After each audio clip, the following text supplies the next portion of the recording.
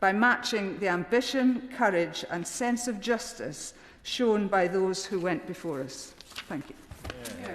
Shadow Secretary of State, Andrew Bowie. Thank you very much, Madam Deputy Speaker. It's a great privilege to rise to speak in this debate, and congratulations to the honourable member for Dunfermline and Dollar for securing today's debate, a debate that is timely and important, Madam Deputy Speaker, because Scotland stands on the cusp of an election that will determine the future of our country. Now, Scotland is a place that we all, regardless of politics, know how lucky we are to live in, represent, bring our families in and work for a better future of. And unusually, for a history graduate from Scotland's finest university, it is on the future that I'm going to focus my remarks on this afternoon. Now, Madam Deputy Speaker, I'm a Scotland rugby fan, a Scottish football fan, an Aberdeen fan and a Scottish Conservative, so I have to be an optimist.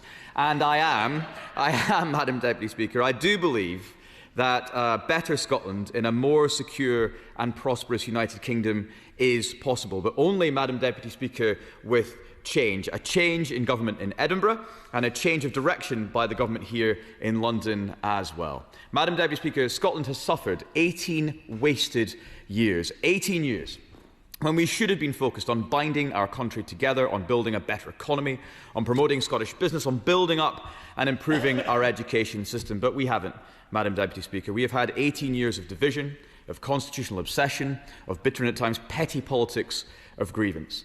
Edwin Morgan, who in his poem Open the Doors, commissioned on the opening of the new Scottish Parliament building in 2004, wrote, "What do the people want of this place? They want it to be filled with thinking persons as open, as adventurous as its architecture. A nest of fearties is what they do not want. A symposium of procrastinators is what they do not want. A phalanx of forelock tuggers is what they do not want. And perhaps above all, the droopy mantra of it wasna me is what they do not want." Well, I am afraid that in the Scottish National Party, that is indeed what the Scottish people have had for the last 18 years. A party that leads a government so misguided from the priorities of the Scottish people that it has allowed itself to be distracted by narrow political frads than the real issues, with hard-working Scots suffering ever higher taxes to pay for them.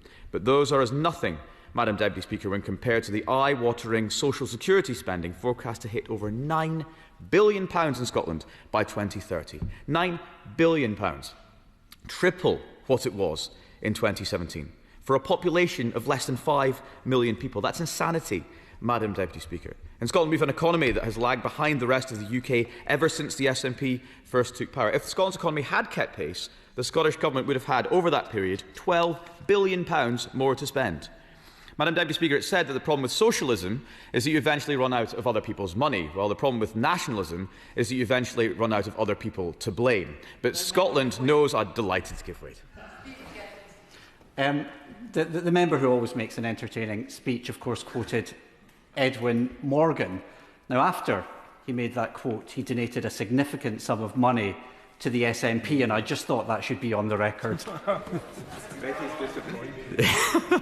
Well, that's obviously for Edwin Morgan to determine where he spends his money. But I do think it would be he and his party should reflect on the desire of the Scottish people when they voted for a Scottish Parliament in 1999 to address the real issues facing them. And he must acknowledge that far too much of the past 18 years has been spent on issues that divide Scots, rather than building this country into a better place that we all want to see for our children. Scotland knows who to blame, Madam Deputy Speaker. They know who couldn't build 2 ferries.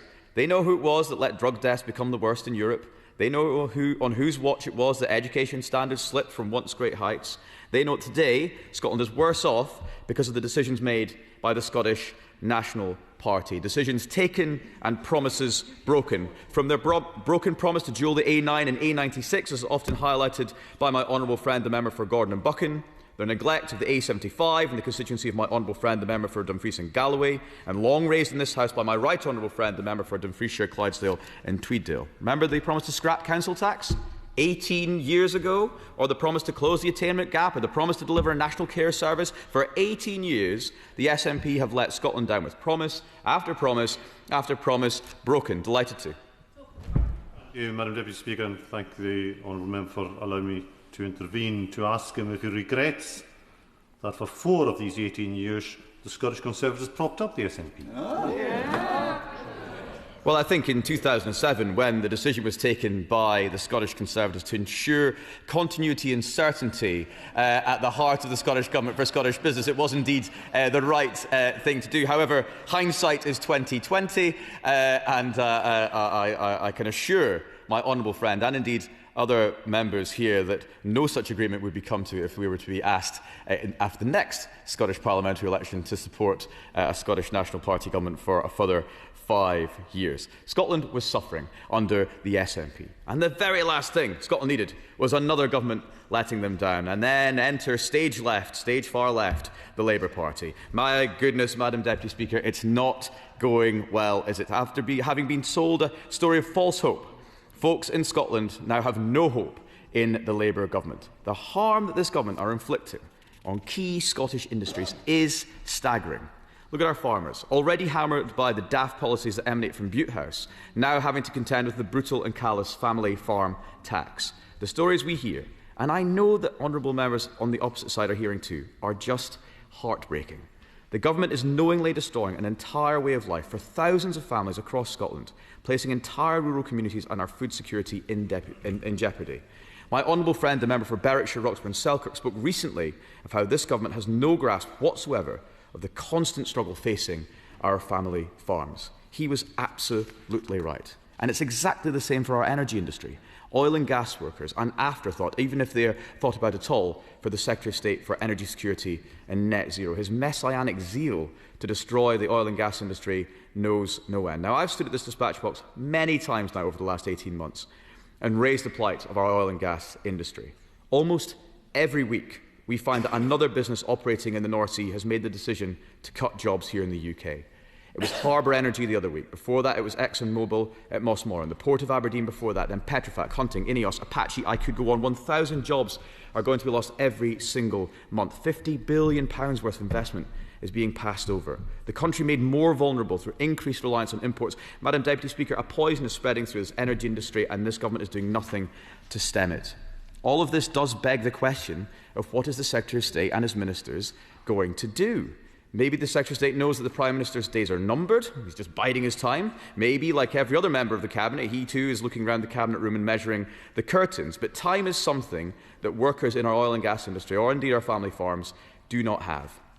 Scotland does, of course, have another option, something that the SNP nor Labour can offer, and that's common sense, something that only the Scottish Conservatives are offering.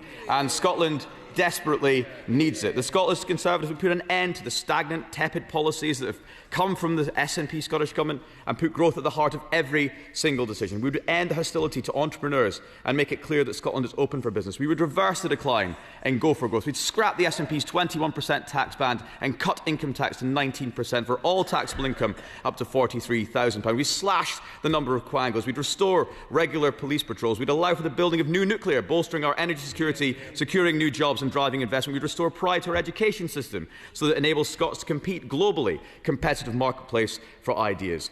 Scottish Conservatives in this House would scrap the energy profits levy and the family farm tax, and we would proudly and without fear or favour stand up for Scotland's continued place within our United Kingdom of Great Britain and Northern Ireland, because to be British as well as Scottish is, I believe, something that should be cherished. It is, in my view, winning the lottery of life. The best of both worlds, our freedoms, our shared culture, our institutions and our history. Being British has never relied upon the rejection of being Scottish, English, Welsh or Northern Irish. These identities are entirely complementary, not contradictory. To be British is to be part of something larger, a shared civic and cultural inheritance built across these islands together. Whether you find yourself in Dundee or Doncaster, you will realise that those shared values are to be discovered at every turn. The United Kingdom, at its best, is not a denial of national identity, but a partnership that allows each nation to contribute its own unique character to something greater together. From the Scottish Enlightenment thinkers who shaped British democracy, to the engineers and writers who helped forge its industrial and cultural strength, Scots have never been passengers in this British story, but always at the tiller. And we will continue to be so. But we need change in Scotland. We need common sense in Scotland. We need it desperately. And the Scottish parliamentary election can be that moment. Change that can and will be delivered, Madam Deputy Speaker. Of that, I am certain. Minister, Kirsty